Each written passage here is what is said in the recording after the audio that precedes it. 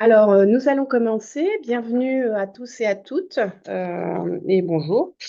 On va déjà dans un premier temps se présenter rapidement. Donc, moi, je suis Irène Baudry. J'ai le mandat d'administratrice au conseil d'administration de la Poste et je suis salariée à la Banque Postale à la direction juridique. Je laisse Sophie se présenter. Oui, bonjour. Moi, je suis Sophie Labrune. Je suis cadre supérieur à la Poste. J'ai un mandat de permanence syndicale, mais je suis en fait manager. Et je suis secrétaire générale de l'Union fédérale des cadres de la CGT de la Poste. Bonjour à toutes et tous, et moi je m'appelle Agathe Leberder, je suis secrétaire générale adjointe de l'UGIC CGT, qui est l'Union générale des ingé cadres et techniciens de la CGT, donc dans laquelle figure notamment l'Union fédérale des cadres Voilà. de la Poste. Parce que faut le rappeler, les cadres sont quand même une spécificité que nous traitons à part entière au niveau de la CGT.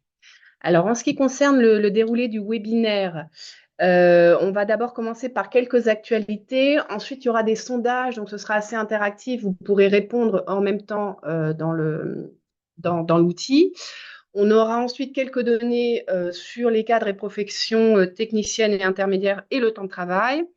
On aura aussi quelques éléments juridiques et quelques éléments sur le vécu au sein de la Poste avec, à chaque fois, on essaiera de faire un focus. Donc, notamment, n'hésitez pas à poser vos questions uniquement par le chat. Donc, c'est pour ça qu'on a coupé vos micros. Donc, toutes les questions sont à poser uniquement dans le chat. Mais voilà, donc on essaiera à chaque fois de refaire un focus sur, effectivement, sur ce qui se passe pour les cadres au niveau de la Poste. Super. Et ben, on va commencer donc par quelques actualités sur la question du temps de travail des ingénieurs cadres, professions techniciennes et intermédiaires, puisqu'il y en a de nombreuses ces derniers mois et années. La première, c'est, je vous présente un article de Option. Option, c'est le journal de l'UGICT qui traite des questions sociales qui touchent particulièrement les cadres et professions intermédiaires sur les débats en Europe sur les questions sociales. Et il y en a un qui touche particulièrement la question de l'encadrement du télétravail et du droit à la déconnexion. Pourquoi? Parce qu'en fait, il y a eu des négociations qui ont duré plusieurs années au niveau européen sur la question du télétravail et du droit à la déconnexion. Les organisations syndicales et patronales européennes ont négocié pendant plusieurs années sur ce sujet. Et malheureusement, ces négociations n'ont pas abouti. Elles se sont soldées par un échec en fait en novembre 2023, particulièrement de la responsabilité du patronat européen, de l'organisation qui s'appelle Business Europe, dans laquelle participe le MEDEF. Et c'est justement le MEDEF, donc le patronat français, le grand patronat français, qui a participé au fait de casser ces négociations, puisqu'il ne souhaite pas l'encadrement du télétravail et en particulier du droit à la déconnexion, qui est un droit qui, pour l'instant en France, est quand même peu développé et sur lequel on a besoin de gagner des avancées. Mais la partie n'est pas finie, puisque l'Union européenne a décidé de prendre en main cette question suite à l'échec des négociations au niveau européen, et une directive va être lancée sur ce sujet. Donc on va pouvoir enfin avoir en droit français l'encadrement de notre droit à la déconnexion et la possibilité de ne pas avoir à travailler le week-end, pendant les vacances, le soir, après le travail. Oui, il faut savoir qu'effectivement, au niveau de la loi, ils nous l'avaient un peu vendu comme ça, avec un droit à la déconnexion qui, en pratique, s'est révélé assez défaillant. Alors, il faut savoir qu'effectivement, au niveau de la Poste, il y a des accords collectifs qui fixent un cadre à la mise en œuvre du télétravail. Nous, nos sujets, c'est de faire en sorte qu'il y ait une égalité de traitement et donc des conditions objectives pour accéder à ce télétravail, pour éviter qu'effectivement, selon que le manager soit plus ou moins enclin sur ce sujet, qu'il y ait des freins ou des barrières pour la mise en œuvre du télétravail. Le deuxième point également important, c'est sur l'indemnisation, puisqu'effectivement, le fait d'être à la maison, on a quand même des coûts. Et donc, ce qui est important, c'est de pouvoir être indemnisé sur cette partie télétravail. La deuxième actualité dont on voulait vous parler, vous en avez peut-être entendu parler ces derniers mois, c'est le débat qui monte autour de la semaine de 4 jours. Et que le précédent gouvernement avait compris en semaine en 4 jours, ce qui n'est absolument pas la même chose, puisque la CGT milite pour la réduction du temps de travail, on va beaucoup en parler dans le cadre de ce webinaire, et notamment pour la semaine de 4 jours à 32 heures, c'est-à-dire véritablement une réduction du temps de travail hebdomadaire pour les salariés. Mais pour le gouvernement, ça signifiait plutôt une intensification du travail avec un raccourcissement de la semaine et une intensification de la charge sur 4 jours dans la semaine. Oui, oui. Alors, il faut savoir qu'au niveau de la Poste, en termes de temps de travail, bah, c'est pas si collectif que ça. C'est-à-dire que selon qu'on travaille en centre financier, au Lemnis, vous allez avoir différentes organisations du temps de travail. Donc, on a un peu l'organisation classique du décompte du temps de travail avec les 35 heures. Et ensuite, vous avez le sujet du forfait jour. Donc, il faut savoir qu'au niveau de la Poste, vous êtes 31 210 CDI et fonctionnaires qui relevaient de la classe cadre 3. Vous êtes 17 343 du groupe A et 2 324 du groupe B et C. Et seules ces deux dernières classifications sont potentiellement éligibles selon l'autonomie de votre organisation du travail à ce forfait jour. Et il faut savoir que pour 2024, les jours qui sont octroyés au titre de ce forfait, puisqu'effectivement vous effectuez un certain nombre d'heures en plus, aussi entre 11 et 17 jours en plus. Merci Irène pour ces rappels. Voilà pour nos petites actualités autour du temps de travail des ingénieurs, cadres et techniciens, qui sont un sujet central sur nos conditions de travail. On y reviendra tout à l'heure avec Sophie, notamment sur les résultats de la consultation qui a été menée auprès des cadres de la Poste. Donc, on va passer maintenant à quelques petites questions sur votre temps de travail. Donc, c'est le moment où je vais lancer des sondages. Alors, je prends quelques instants pour lancer un sondage. Hop. Je vous laisse répondre à la question. Combien d'heures travaillez-vous en moyenne par semaine? Est-ce que c'est moins de 40 heures? Est-ce que c'est entre 40 et 48 heures? Est-ce que c'est plus de 48 heures? On vous laisse quelques secondes pour participer au sondage. Sachant que c'est quand même important parce que quand on répète ça dans l'année, ça devient un sujet. Il faut rappeler, on est quand même aux 35 heures. Voilà. Tout à fait. On vous laisse encore quelques secondes pour répondre.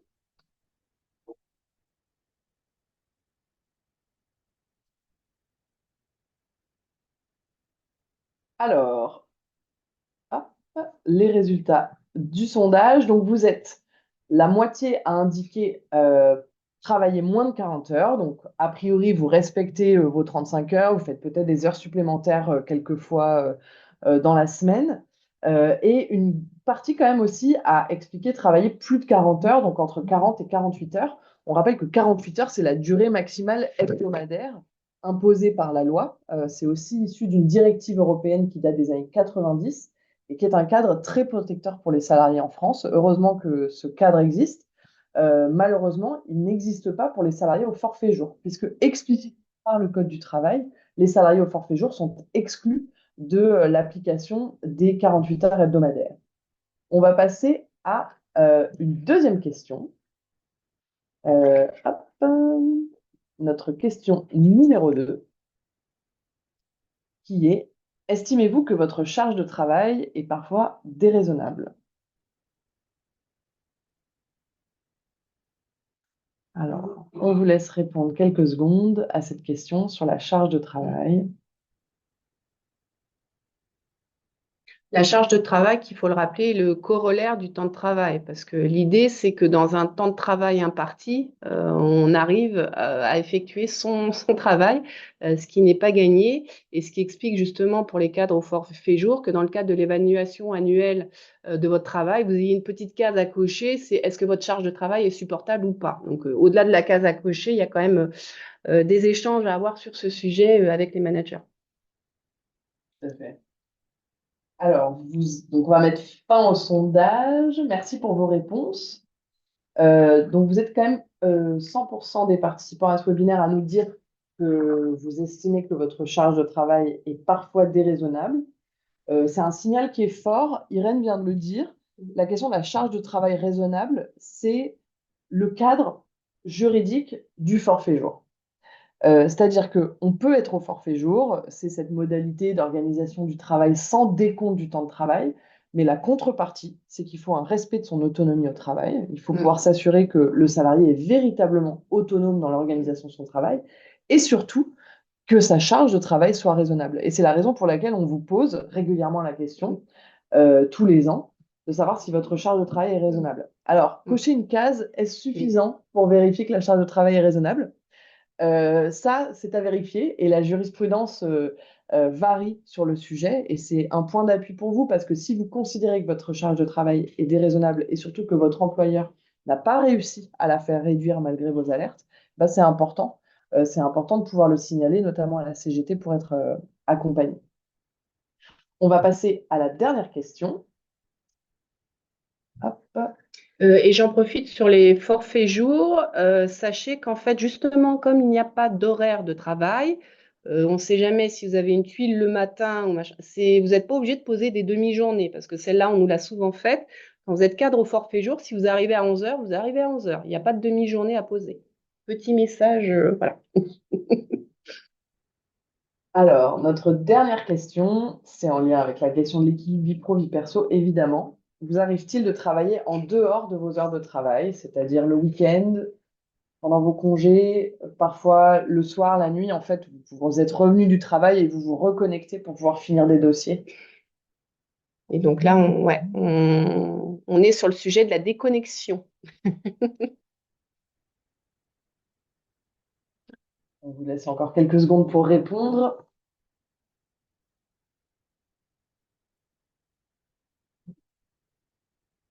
Ah, il y a quand même un nom. Alors, merci beaucoup pour vos réponses. Donc, vous êtes 80% des participants à ce webinaire à nous dire parfois retravailler en dehors de vos heures de travail. Et puis, une personne sur cinq nous dit que ce n'est pas le cas. Merci beaucoup pour ces réponses qui illustrent bien les problématiques qu'on a en matière de temps de travail en général, euh, chez vous, dans votre entreprise, à la Poste, mais aussi dans toutes les entreprises de France et dans les administrations. Et ce sont des problématiques qui sont très importantes pour les ingénieurs, les cadres et les professions techniciennes et intermédiaires. On va y revenir. Bon, je suis honnête avec vous, je vous l'ai déjà dit, on va parler principalement de réduction du temps de travail. Pourquoi on parle de la réduction du temps de travail? Parce que nous, ce qu'on constate à l'Union générale des ingé cadres techniciens de la CGT, c'est que nos catégories, les ingé cadres et professions techniciennes intermédiaires, travaillent trop aujourd'hui. C'est quelque chose qu'on sait. Comment? Parce qu'on les interroge régulièrement dans le cadre de sondages. Tous les ans, à l'UGICT, on fait deux sondages, un sondage pour les cadres et un sondage pour les professions intermédiaires. Et on leur demande quel est leur rapport justement à leur temps de travail. On leur pose régulièrement la question. Ce qu'on sait du dernier sondage qu'on a fait en 2023, c'est que 7 cadres sur 10 et près de la moitié des professions intermédiaires déclarent travailler au-delà de 40 heures par semaine.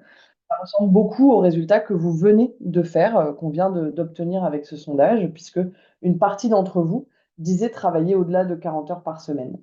C'est important ce chiffre de 40 heures. Pourquoi? Parce que la médecine du travail, notamment l'INRS, il y a un document sur leur site. Donc, l'INRS, c'est quoi? C'est un institut de recherche publique en santé au travail, qui est d'ailleurs piloté par les organisations syndicales et patronales, et qui fait de la recherche sur nos conditions de travail. L'INRS considère, à partir de diverses études en santé au travail, que 40 heures par semaine, c'est déjà des horaires longs de travail. Et c'est ces horaires longs, ces horaires atypiques, qui commencent à porter atteinte à la santé au travail des salariés, sur lesquels il faut avoir une attention, parce qu'on peut être à risque d'accidents vasculaires, mais aussi d'autres risques, type dépression, addiction, etc. Donc, il faut y être attentif. Et c'est vrai que sur ce sujet, ce qui est difficile à évaluer, c'est qu'effectivement, au-delà du travail sur le lieu de travail, les cadres ont tendance aussi à travailler en dehors de leur lieu de travail et donc du coup n'ont pas cette déconnexion qui permet justement de se reposer. Voilà, donc ça peut être même au-delà. Absolument. Un autre chiffre qu'on a qui est très important, alors là, il n'est pas issu de notre sondage UGICT, il est issu des travaux de la DARES. La DARES, c'est la statistique publique du ministère du Travail. Et il nous dit que les cadres qui sont au forfait jour travaillent en moyenne 44h30 par semaine. C'est énorme. On est 10 heures au-delà, presque 10 heures au-delà des 35 heures.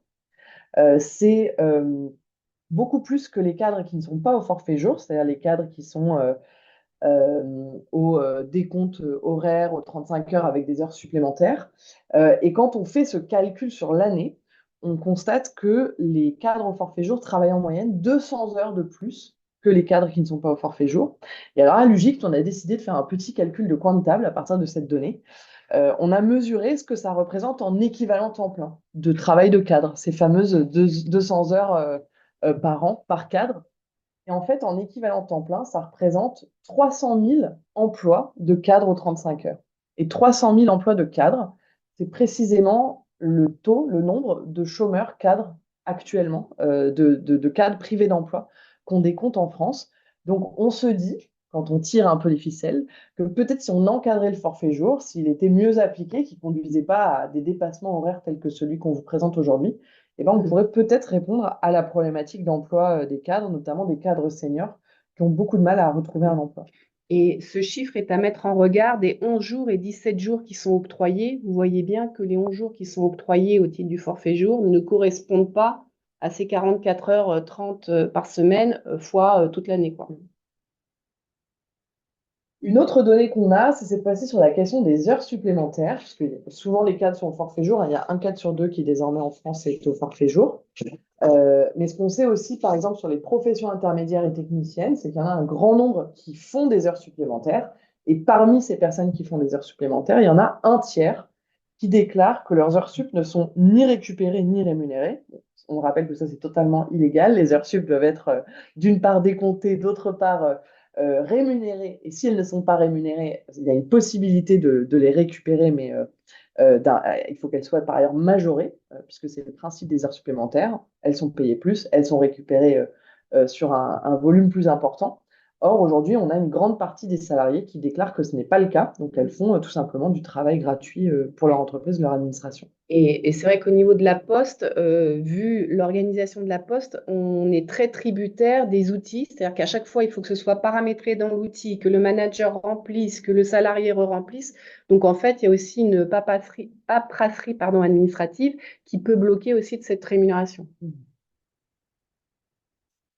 La dernière donnée qu'on voulait vous présenter, c'est le fait que malgré tout cela, malgré le fait que, et pas malgré en fait, parce que on a ces chiffres inquiétants sur le temps de travail des cadres et professions intermédiaires, eh ben, on comprend mieux pourquoi la question de la conciliation et de l'équilibre entre la vie professionnelle et la vie personnelle, c'est la première des priorités de ces catégories socioprofessionnelles. Chaque année, depuis qu'on a lancé le sondage dans les années 2010 à l'UGICT, on le constate, c'est la première des priorités. Un exemple sur cet équilibre vie pro, vie perso, il est quand même notable que tous les ans, à l'approche de la rentrée scolaire, il faille demander au DRH de la Poste qu'il y ait quand même une certaine bienveillance pour qu'effectivement on puisse accompagner ses enfants pour le premier jour d'école, etc. Ça fait partie de cet équilibre vie pro et vie perso parce qu'on a une vie en dehors du travail. Alors, ensuite. Alors là, je vous présente, bon, c'était, en fait, pour toutes ces raisons, nous, on considère qu'il faut qu'on puisse travailler moins pour vivre mieux, c'est possible. C'est quelque chose qu'on a illustré à l'UGIC. Bon, là, c'est une photo d'une initiative qu'on a organisée à la Défense l'année dernière pour voilà, montrer que, y compris dans des lieux à très forte concentration de cadres et de professions intermédiaires, c'est possible de réclamer de travailler moins et de mieux partager le travail, de mieux organiser le travail. On sait par ailleurs, on a interrogé dans le cadre de nos sondages les cadres et les professions intermédiaires, et ce qu'on sait, c'est que la moitié d'entre eux souhaitent la réduction du temps de travail. Quand on leur demande comment, il y en a plus de 8 sur 10 qui nous disent qu'il faut que ce soit par la semaine de 4 jours. Et quand on leur demande pourquoi, les raisons principales qui reviennent, c'est le fait de pouvoir avoir une vie de famille, pouvoir m'organiser et avoir du temps pour moi, aider mes proches, mais aussi pour des questions de santé. Et cette question, elle revient beaucoup chez les cadres et les professions intermédiaires les plus âgés. Et c'est pas étonnant au vu de ce que représente le fait de travailler trop quand on est un salarié expérimenté. On va laisser Sophie nous présenter les enjeux du temps de travail au sein de Voilà la ce Poste. qui concerne les résultats de la consultation qu'on a faite en début d'année en direction des cadres de la Poste. Et sans surprise, ça va étayer ce que mes camarades viennent de dire. La vie privée, vie professionnelle, une meilleure articulation, c'est ce qui vient en deuxième dans les préoccupations. La première préoccupation étant les salaires. Si vous avez assisté au webinaire de la semaine dernière et que vous avez regardé les slides de d'Irène, vous saurez pourquoi c'est les salaires la première préoccupation. Mais vient tout de suite derrière la vie privée, vie pro. Et je vais vous donner quelques pourcentages. Hein. Donc, pour rappel, plus de 1000 cadres ont répondu à cette consultation en moins de 3 jours. Et ça, c'est quelque chose d'assez énorme.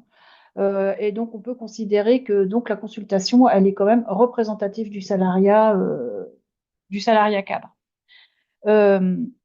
149 cadres, c'est-à-dire 15% d'entre vous, ont mis cette préoccupation en première ou en deuxième.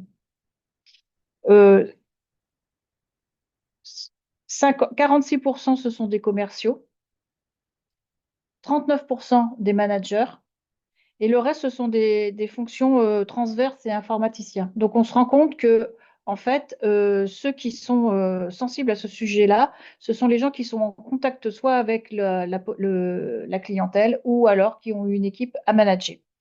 C'est moins prégnant sur les autres fonctions. Peut-être aussi, je pense que c'est parce que c'est plus facile de travailler. Voilà. Ce qui est sans surprise non plus, 82% des répondants ont plus de 40 ans. C'est une préoccupation voilà. 64% sont de la classe 3 et 26% du groupe A et B. Et 57% de femmes, là aussi, je ne sais pas pourquoi. C'est vrai que sur la notion de proche aidant, forcément, voilà. Et quand on sait que les commerciaux sont fortement féminisés, ce sont des professions fortement féminisées, donc voilà, je pense on peut comprendre un peu en tirer les choses. Et ce que je voulais dire aussi, c'est pour étayer un petit peu, il y a les résultats statistiques. Et ce qui est intéressant aussi, c'est les verbatim. Donc, je ne vais pas tous vous les lire parce qu'il y en a trop, mais c'est énorme. Mais j'en ai sélectionné quelques-uns qui sont symptomatiques et qui recherchent, enfin, qui traduisent bien. Donc là, je vais vous en citer 3 de commerciaux. Donc, ma charge de travail est excessive. Notre travail dépasse les 35 heures. Aucune reconnaissance de notre implication. Trop d'administratifs, trop de panne informatique, aucune aide, aucune possibilité de gérer notre temps de travail comme on veut, aucune réunion d'information. Donc, celle-là, deuxième commerce. Mon métier se disperse, il y a une charge de travail importante, trop de stress et cela devient très difficile d'atteindre ses objectifs. Troisième, là, je vais faire un petit résumé parce que c'est trop long, mais en gros, les outils informatiques ne sont pas à la hauteur. On passe beaucoup plus de temps à gérer les process plutôt que de faire des actes de vente. Donc, du coup, on n'arrive pas à faire ses objectifs. Donc, du coup, on est moins bien rémunéré parce que le commissionnement baisse, mais la part fixe n'augmente pas. Et pour finir, on fait des heures sup pour pouvoir arriver aux attentes. Et là, l'exemple de la personne qui a témoigné, là, elle dit qu'elle a eu une augmentation elle a augmenté, elle a changé de grade il y a 4 ans et elle gagne 3 000 euros de moins qu'il y a 4 ans sur l'année. Donc voilà, ça c'est pour les commerciaux. Et puis pour les managers, donc pour l'essentiel c'est des groupes A, groupe B. Donc tout est fait dans l'urgence, le délai de mise en œuvre des projets est de plus en plus court et avec de moins en moins de moyens, il y a un manque de transparence de la part de l'entreprise. Donc on sent derrière aussi le manque d'autonomie, comment dire, de pouvoir participer à la stratégie de l'entreprise. D'ailleurs, il y a un truc qui vient aussi beaucoup hein, dans la consultation, c'est que ça heurte de plus en plus l'éthique des gens. Et ça, il faudra on n'a pas prévu de webinaire sur ce sujet, mais il faudra qu'on s'y penche parce que. Et là encore deux autres. Charge de travail excessive. Nous sommes la variable d'ajustement dès qu'il y a un salarié qui est absent et les outils sont obsolètes, donc ça devient insupportable. Ça difficile de donner du sens à mon équipe puisque tout change en permanence. Ça aussi, ça revient Mais, très mais, fortement. mais ça, c'est vrai que sur ce tout change en permanence, c'est vrai qu'il y a un site C'est qui recense l'ensemble des documentations professionnelles, que ce soit les procédures du côté de la branche banque ou du côté des facteurs, etc., etc. Et c'est vrai qu'on voit que ces organisations du travail, parce que c'est quand même cette organisation qui induit tout cela, changent en permanence. Il n'y a pas une semaine où il n'y a pas une nouveauté, et donc il faut que les postiers et les postières ingurgitent tout ça chaque semaine. Et tout ça, il faut que ce soit inclus dans le temps de travail qui nécessite déjà que eux-mêmes fassent leur travail. Donc on a un sujet là-dessus, quoi. Ouais, Ouais. c'est clair. Et donc, en fait, parce que là, on est sur le constat, donc maintenant, il faut qu'on apporte des solutions, qu'on y travaille. Donc là, on est sur le temps de travail, hein. Clairement, si on diminue pas le temps de travail, on s'en sort pas. Ça induit donc du coup l'emploi, parce que à un moment de temps, si on diminue ton temps de travail et qu'on diminue ta charge de travail, il faut bien que quelqu'un fasse le boulot. Donc, on est sur l'emploi, c'est ce que disait Agathe tout à l'heure, où ça permettrait de résorber le chômage de l'encadrement. Et puis, ce qui est prégnant à la Poste, plus que dans les autres entreprises, je pense, c'est l'éloignement du domicile-travail. Il y a tellement de changements, il y a tellement de réorganisation, il y a tellement de fermetures de bureaux de poste, il y a tellement de fermetures de direction que plus le temps passe et plus notre travail s'éloigne de notre domicile. Et ça, c'est très mal vécu. Là, on a affaire à des salariés, à des cadres qui sont obligés de faire 50, 60 bandes pour se rendre sur leur lieu de travail aujourd'hui. On touche à la vie personnelle. Et on touche forcément à la vie personnelle, ça rajoute du stress. Et voilà. Donc ça aussi, c'est un levier qu'il faut travailler, c'est de retravailler la proximité. Voilà ce qu'on peut en sortir de la consultation. Et on voit aussi que du coup, à la CGT, par rapport aux propositions qu'on peut faire, on n'est pas à côté de la plaque. Maintenant, c'est regarder comment on s'organise, comment on fait pour gagner sur nos revendications, forcément, quoi, hein. Voilà un petit peu ce que je pouvais dire sur le sujet. Merci Sophie. Est-ce que vous avez des questions ou des remarques? N'hésitez pas à les poser dans le chat si besoin. Ah, une question peut-être? Non. N'hésitez pas en tout cas à poser vos questions et il y aura d'autres moments où on pourra évidemment y répondre. Ça m'a fait une parfaite transition, Sophie, avec la suite. Parce que la question de la réduction du temps de travail, c'est une bataille en fait de très longue date de la CGT. C'est une des premières batailles historiques d'ailleurs de notre syndicat qui a été créé il y a 129 ans aujourd'hui. Vous connaissez peut-être cette affiche sur la journée de 8 heures. La journée de 8 heures, c'est la première victoire, l'une des premières victoires interprofessionnelles de la CGT. C'est une loi qui a été adoptée en 1919 suite à une longue campagne qui a débuté en 1905-1906, lancée par la CGT pour gagner la journée de 8 heures, à l'image de ce qui avait été gagné aux États-Unis et dans d'autres pays. C'est une bataille qui a été longue. Pourquoi? Et d'ailleurs, c'est ce qu'illustre cette affiche. C'est qu'une fois que la loi a été adoptée, d'ailleurs beaucoup grâce à l'activité de travail des femmes pendant la Première Guerre mondiale et le fait qu'elles aient mené des grèves dans l'industrie militaire, euh, après l'adoption de la loi en 1919, il y a toute une bataille sur ces décrets d'application. Et en fait, la journée de 8 heures ne sera véritablement effective qu'en 1935, l'année du dernier décret d'application, de la dernière adoption du dernier décret d'application. Donc ça a été une bataille très longue un rapport de force, en fait, y compris avec les organisations patronales de l'époque. Cette histoire de la réduction du temps de travail, elle est au cœur de l'action de la CGT depuis l'adoption de cette loi sur la journée de 8 heures. Après, on a réussi à obtenir la réduction avec la semaine de 40 heures. Ça, c'est en 1936 et les lois du Front populaire. Et puis la semaine de 39 heures. Puis finalement, la semaine de 35 heures, qui est une des dernières grandes lois, hein, qui a permis d'ailleurs d'augmenter l'emploi en France. Première loi Aubry, c'est 1998, et elle fait suite à des mobilisations, notamment de la CGT, pour la réduction du temps de travail de l'ensemble des salariés, y compris les cadres. Et d'ailleurs, à cette époque-là, se joue une grande mobilisation des ingénieurs cadres et techniciens autour de ce qu'on appelle à l'époque le forfait tout horaire. Ça me permet de revenir sur l'histoire du forfait jour, en fait. Dans les années 90, il y a beaucoup d'entreprises, notamment dans la métallurgie, qui commencent à appliquer ce qu'on appelle le forfait tout horaire. C'était au départ quelque chose qui ne s'appliquait qu'aux cadres dirigeants. Et ils commencent à appliquer ça aux ingénieurs, aux cadres dans les entreprises de la métallurgie. Sauf que c'était totalement illégal. Donc à l'époque, la CGT se mobilise et saisit l'inspection du travail, organise des recours, organise aussi des grèves, notamment dans la métallurgie, des grèves qui ont été très marquantes. Et certains employeurs de ce secteur ont été emmenés jusqu'au tribunal correctionnel et jugés pour travail dissimulé.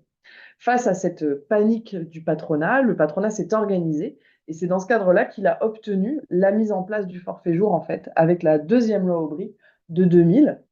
Mais entre-temps, s'est jouée une énorme mobilisation, menée notamment par la CGT et la CFE-CGC, comme vous le voyez à l'écran, pour l'encadrement, contre ce forfait tout horaire et pour l'encadrement du forfait jour, pour que l'autonomie ne rime pas nécessairement avec des horaires excessifs et puisse rimer avec une charge de travail raisonnable, comme on en parlait tout à l'heure. Voilà pour l'histoire de la réduction du temps de travail. Est-ce que vous avez des questions ou des remarques? Oui. Alors, on va prendre la question de... Je vais noter la question. Donc, on a une question sur les femmes devant supporter une double journée de travail avec la charge domestique. Cette réalité doit apparaître dans les consultations. Je laisserai peut-être Sophie ou Irène répondre après. Et on a une autre question qui est, est-ce qu'une diminution du temps de travail sans perte de salaire, évidemment, au fil des années peut être une proposition? On connaît les difficultés et la fatigue après 50 ans, y compris les problématiques d'emploi de cette catégorie de salariés et le recul de l'âge de départ à la retraite. 3 petits points. Merci Manu, je vais répondre tout de suite à cette question si ça vous va. C'est une question hyper pertinente. Pourquoi? Parce que c'est précisément ce qu'a porté la CGT dans le cadre des dernières négociations interprofessionnelles dont vous avez peut-être entendu parler sur le pacte de la vie au travail. Le gouvernement, après avoir fait passer sa réforme des retraites en force, demande aux organisations syndicales et patronales interprofessionnelles et nationales de négocier sur notamment l'emploi des seniors. Et j'ai participé à la délégation de négociation de la CGT. Et ça faisait partie de nos propositions, c'est-à-dire la mise en place d'un temps partiel de fin de carrière qui soit pris en charge financièrement par l'employeur, c'est-à-dire prise en charge du salaire, mais aussi des cotisations sociales. Ça existe dans certaines entreprises, ça a été négocié. D'où l'enjeu des négociations, et Irène et Sophie nous en parleront tout à l'heure, et d'où l'enjeu du poids que peut avoir la CGT dans le cadre de ces négociations.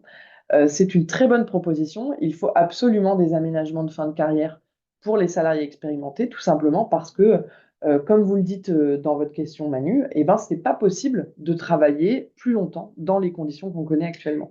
Et alors, ce sujet au niveau de la Poste se traduit de deux manières. Dans le cadre des négociations annuelles obligatoires, dans notre cahier revendicatif, on a effectivement le sujet des salaires, mais on porte également cette réduction du temps de travail, sans perte de salaire, bien évidemment. Et on a... Oui. On porte plutôt des augmentations de salaire, tu fais bien de le rappeler, et sans tassement des grilles de salaire. Aussi. Exactement. Et on a également, donc au niveau de la Poste, ce qui est appelé donc le petit nom, le TEPAS, qui l'année passée s'est vu un peu réduit sur son périmètre, avec un TEPAS lié à la pénibilité du travail, et les catégories de postiers ou postières exposées à une pénibilité s'est vue réduite en nombre, et on a le TEPAS classique, quelle que soit la pénibilité. Donc ça, c'est ce qui existe au niveau de la Poste.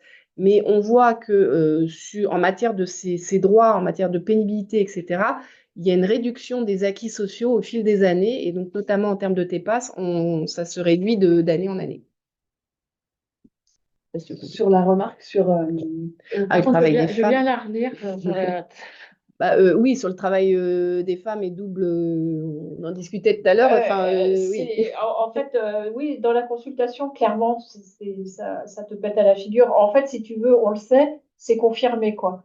On le voit bien, je l'ai dit tout à l'heure, hein, les commerciaux, c'est une catégorie socio-professionnelle, la forte majorité de cadres, et de femmes, pardon, et c'est clairement là que ça ressort. Et puis, il y a aussi la tranche d'âge. On voit bien que ce soit les hommes ou les femmes, chez les moins de 30 ans, les moins de 35 ans, la question de l'équilibre vie privée, vie pro, ils s'en foutent un peu, hein. Mais bon, pas de charge de famille, je serais tentée de dire, voilà. À partir de 35 ans, ça commence à changer et comment dire, le socle commun femmes-hommes, il se sépare. Ça Mm. devient plus une priorité pour les femmes que pour les hommes. Mm. Et je ne l'ai pas dit non plus, il y a la notion de carrière. On est surpris de voir que la question de la carrière, elle est aussi importante pour les femmes que pour les hommes. Ça, c'est sur les stats. Quand on lit les verbatims, en fait, il y a des différences. Les hommes, c'est plutôt les cadres sup et la question de la carrière, ça les intéresse, mais parce que c'est la carrière, quoi, voilà. Les femmes, c'est différent, ouais, mais moi, je galère pour monter en grade. Dans le service où je travaille, des services plutôt à forte présence féminine, je suis 3-2. Pour devenir 4-1, il faut que je passe 3-3, mais il n'y a pas de 3-3 dans mon service, donc il faut que je change de service. Donc je vais mettre des années, ça va m'éloigner de chez moi. Donc du coup, je pars pas, je monte pas en grade, quoi. Il y a la question de la maternité. Enfin bon, bref, la consultation, tout ça, ça te le fait ressortir. Je sais pas si c'est pire à la poste qu'ailleurs, mais si c'est comme les salaires, si, ouais, si, en fait. Je Et pense.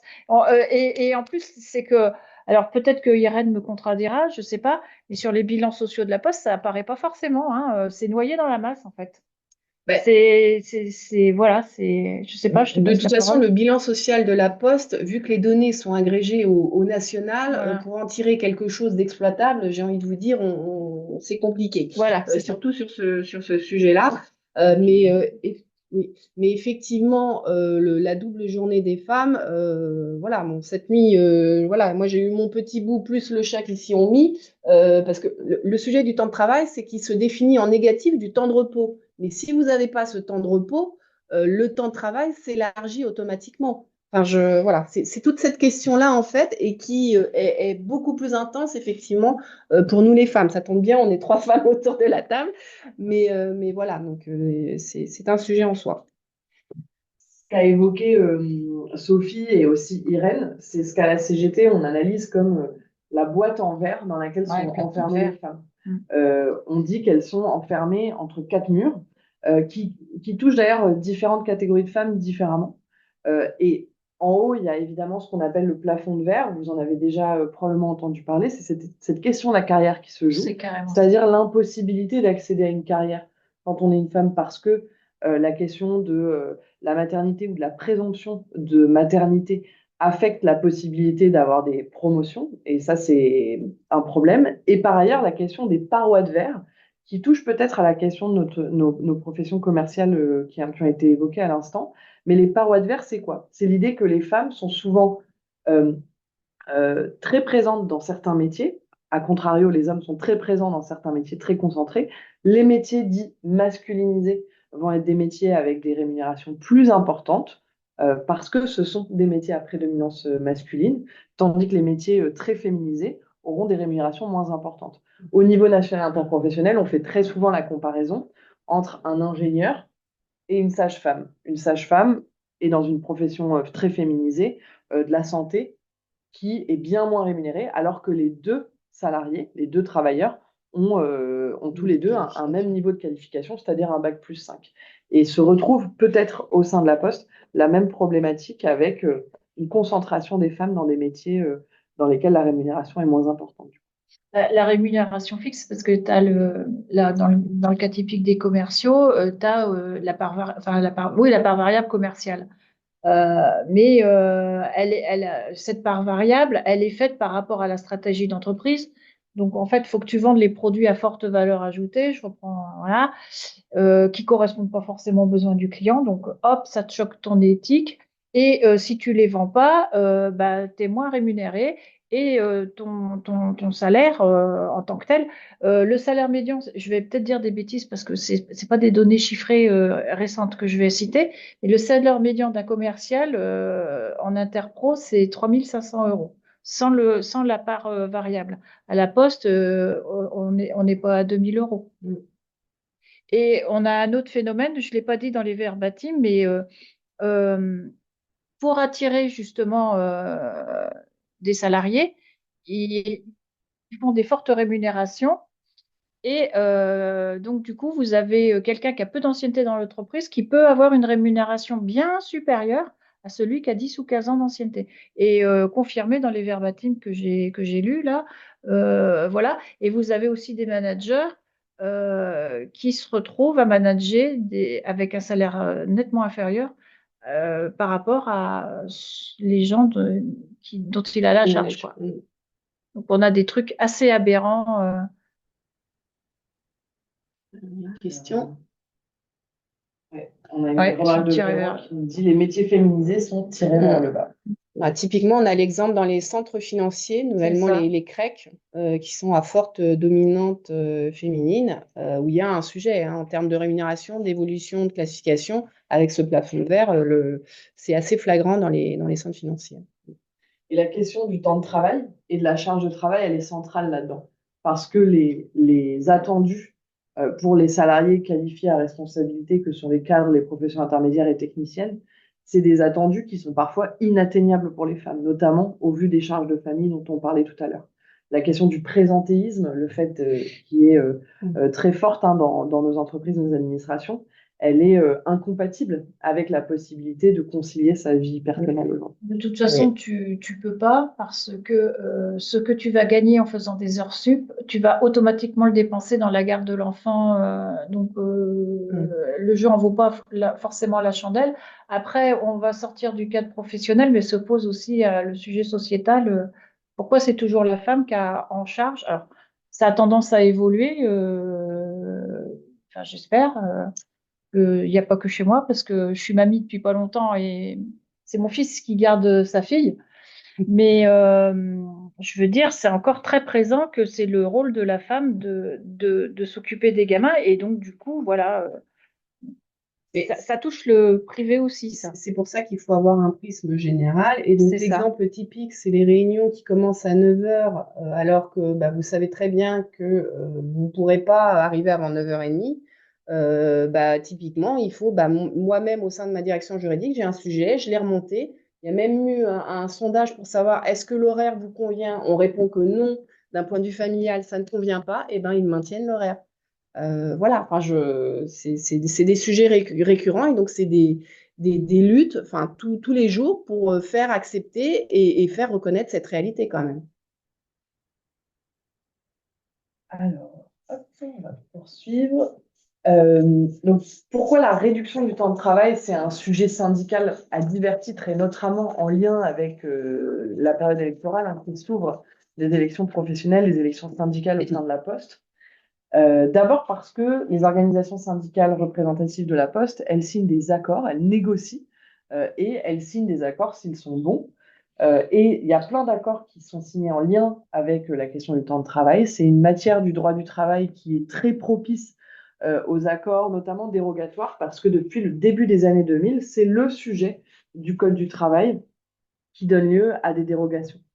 Alors, sur ce sujet, effectivement, comme on l'a dit tout à l'heure, il faut savoir qu'à la Poste, il n'y a pas d'horaire collectif du temps de travail. C'est-à-dire que selon que vous êtes en pic, en centre financier, ou voilà, il y aura différents horaires de travail. Et donc, ce qui veut dire que derrière, il n'y aura pas d'accord collectif au national sur un temps de travail, mais il y aura en quelque sorte des accords d'établissement sur un périmètre CSE qui correspond à votre organisation du travail et qui va pouvoir redéfinir ou pas cette organisation du temps de travail.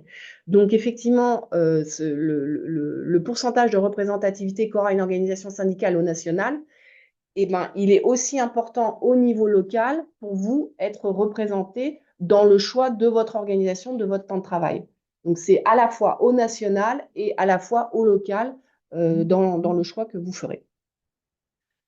Une des deuxièmes missions qu'ont les syndicats au sein du CSE, donc le comité social et économique dans lequel la Poste va basculer avec ces élections, mais qui est très proche en fait des missions qu'avait précédemment le cas aujourd'hui le CHSCT, le comité d'hygiène, de santé et des conditions de travail, c'est la mission de prévention et de protection de la santé et de la sécurité des salariés, avec divers pouvoirs qui sont à la main des représentants et représentantes membres du CSE, notamment les syndicalistes CGT, celui de mener des enquêtes en cas d'accident du travail, de maladie professionnelle, mais aussi de mener des enquêtes en général, de mener des inspections dans certains services et de proposer des actions de prévention. D'où l'enjeu du poids donné aux organisations syndicales et à la CGT dans le cadre des élections, parce que c'est avec ce poids-là, avec ces majorités-là qu'on obtient dans les CSE, qu'on peut voter des enquêtes, mettre en œuvre des inspections, voter des avis pour pouvoir proposer des mesures de prévention spécifiques. Enfin, et peut-être que Irène pourra l'illustrer aussi par rapport à ses missions au sein du conseil d'administration du groupe, mais il y a des enjeux autour de la réduction du temps de travail, on l'a vu, et de la répartition du temps de travail dans l'entreprise, sur la question de la stratégie de l'entreprise et de sa stratégie en termes d'emploi. Est-ce que, à long terme, sur les prochaines années, elle est en capacité d'embaucher et de permettre la transmission des Ça nous fait savoirs? rire parce qu'en fait, ce qui manque au niveau de la Poste, et ce qui est d'ailleurs porté au niveau du conseil d'administration, mais pas que, c'est qu'en fait, il nous manque une gestion prévisionnelle emploi-carrière. Oui. C'est-à-dire qu'on nous Là, dit j'ai fait. qu'effectivement, il y a un sujet de perte d'activité et sur les missions de service public notamment, qui sont fortement attaquées. Et on voit dans le même temps que le nombre de postiers et de postières diminue d'année en année. On en est à peu près à 150, 160 000 postiers et postières cette année. On est quand même parti beaucoup plus haut. Et donc, il faut savoir que ces emplois non remplacés, soi-disant, c'est lié avec une baisse d'activité. On serait dans n'importe quelle autre entreprise. Il y aurait quand même une revue de tout ça pour se dire bah, qu'est-ce qu'on fait et justement, est-ce que la réduction du temps de travail peut être une solution pour se dire bah, on se réorganise autrement et puis, on va voir effectivement quelles sont les évolutions des métiers qui peut s'organiser au niveau de la Poste. Mais tout ça, c'est des choses qu'on voit, mais de manière, voilà, de temps en temps, on voit qu'il y a quelques sujets qui sont évoqués, mais on n'a pas de vision globale. Et ça, d'un point de vue stratégie de la Poste, c'est un point essentiel et qui n'est, à mon sens, pas assez vu au niveau du conseil d'administration. Sophie.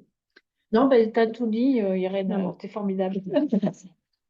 Mais voilà pourquoi, à divers titres, ces élections à venir sont importantes aussi parce qu'au sein du CSE se passe chaque année l'information consultation du CSE sur la stratégie d'entreprise.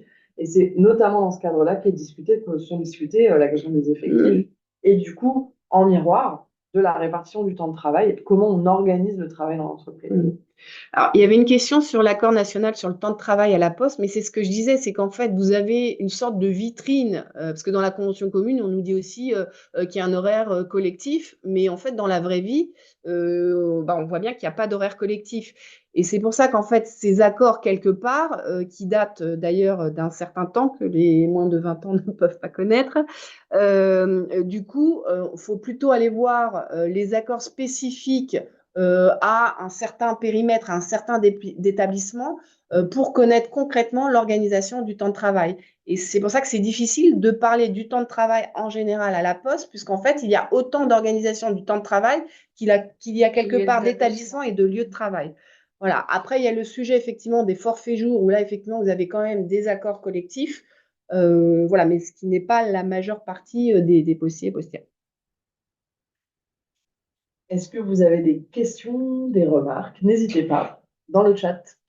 Peut-être un point qui n'a pas été évoqué sur le compte épargne-temps, qui est quand même un sujet important pour les cadres, justement bah, pour organiser sa vie perso, vie pro, des fois, voilà, c'est quand même assez intéressant. Donc, il faut savoir qu'effectivement, nous, on milite quand même pour que les personnes puissent prendre leur congé au fil de l'eau, pour éviter justement des problématiques de santé. Mais effectivement, le fait de pouvoir, justement, autour d'un congé maternité, pouvoir utiliser un compte épargne-temps ou le fait de vouloir se former, qui est aussi un sujet pour la Poste, voilà, le fait d'avoir des congés de côté, ça peut être intéressant. Il faut savoir que ce compte épargne-temps mériterait quand même d'être dépoussiéré, puisqu'effectivement, le dispositif de déclenchement du compte épargne-temps est quand même assez laborieux. Enfin, vous le connaissez mieux que nous. Voilà, c'était le petit aparté sur ce sujet-là, mais je sais que c'est un point qui est relayé par les cadres généralement. Nous arrivons au terme de ce webinaire. Est-ce que vous avez des questions, des remarques sur ces questions de temps de travail et d'équilibre vie pro, vie perso à la Poste?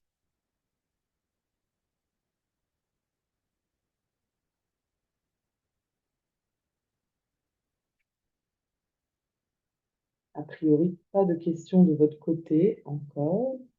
Alors, ce qu'on fait, c'est Excusez-moi, alors je suis arrivé en retard, très en retard. Peut-être que vous avez abordé le sujet. Moi, je suis CAEP, chargé d'affaires, hein, expert en patrimoine, ex-conseiller en patrimoine. Euh, je suis sur la DR Ouest, Bretagne. Euh, on s'est vu imposer, on avait une certaine liberté, on va dire, sur le temps, enfin, sur comment on travaillait. Moi, je me suis imposé de travailler 2 samedis sur 3. Enfin, voilà. J'ai l'impression plutôt qu'on régresse, alors que je travaille sans être au forfait, je travaillais plutôt comme un cadre au forfait. Voilà, je sais pas. Après, si, alors, il y a beaucoup de cadres, enfin, au forfait. Enfin, en tout cas, moi, j'avais un rythme de travail comme un cadre au forfait, sans les avantages d'être au forfait. en gros, Mais voilà.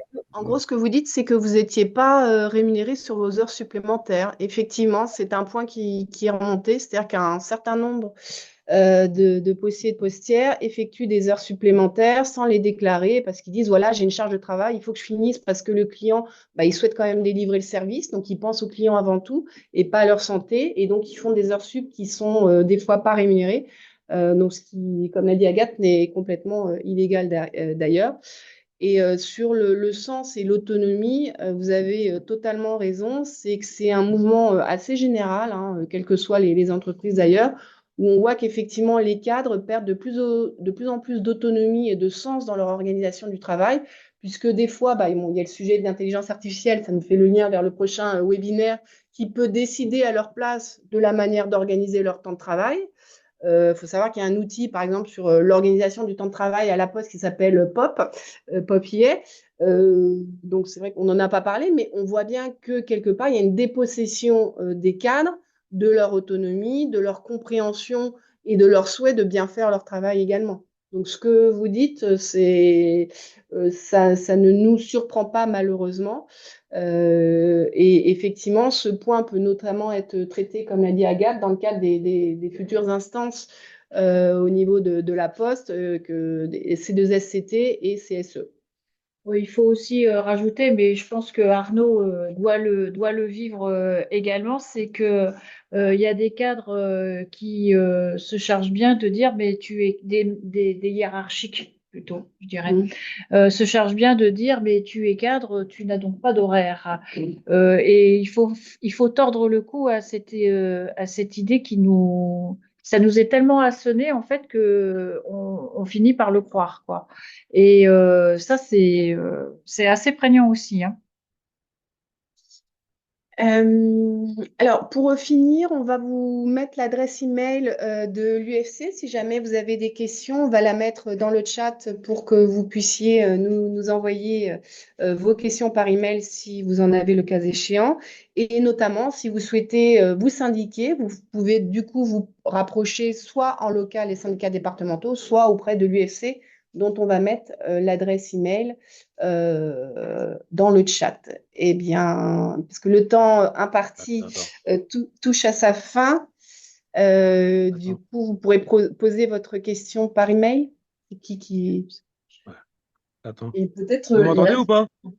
euh, Oui, 2 secondes, est-ce j'en que... ai pas pour longtemps. C'est Benji de la FAB. Je suis avec une petite collègue là qui est cadre à la Poste et elle s'est vue, son N+1 lui a demandé, bon, elle est en ASA familiale parce que sa fille était malade et elle s'est vue demander par son N+1 de bosser malgré son ASA en télétravail. C'est du travail dissimulé, Voilà, c'est interdit. c'est interdit. Alors, quand il y a ce type de pratique, le petit truc à savoir, c'est demander toujours à votre manager, vous renvoyez un email, c'est-à-dire que vous assurez une traçabilité. Vous allez voir que ça va calmer tout de suite les choses. Vous assurez une traçabilité, vous dites, comme tu m'en as parlé, je comprends qu'il faudrait que dans le cadre de mon ASA, je puisse être à disposition pour continuer de travailler sur tel dossier. Vous faites un peu, voilà, comme si voilà, vous répétez bêtement ce qu'il vous a dit. Et là, normalement, ça devrait produire son petit effet. Voilà, ça, c'est Ah le oui, petit parce que tout conseil est fait par juridique. oral. Tout est Oui, fait mais par oral, justement, par on téléphone. profite Bah du oui. fait que c'est à l'oral pour essayer de passer en force. Donc, quand c'est comme ça, vous retournez le truc à l'envoyeur.